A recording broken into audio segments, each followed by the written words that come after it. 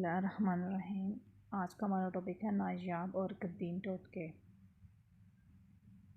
सुबह उठते ही 1 घंटे के अंदर नाश्ता कर लेने से इंसान जल्दी बूढ़ा नहीं होता। ज़्यादा देर तक जागने से दिमाग कमज़ोर हो जाता है। कच्ची रोटी खाने से बीमारी आती है। दूध में शहद डालकर पीने से नज़र तेज़ हो जाती है। बकरी का गोश्त खाने से हड्डियाँ कमज़ोर नहीं होती। काले चने वज़न कम करने के लिए बहुत ज़्यादा फ़ायदेमंद होते हैं। काले चने खाने से बाल गिरना बंद हो जाते हैं। बिल्ली को घर में पालोगे तो दिल का दौरा नहीं पड़ेगा। 10 साल पुराना गुड़ मर्दाना ताकत के लिए बहुत ज़्यादा मुफीद है।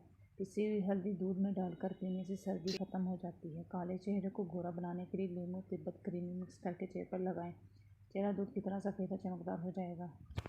है आपको मेरी जो वीडियो पसंद आई होगी, मेरे चैनल को सब्सक्राइब कीजिए, लाइक कीजिए। अल्लाह हाफ़िज़।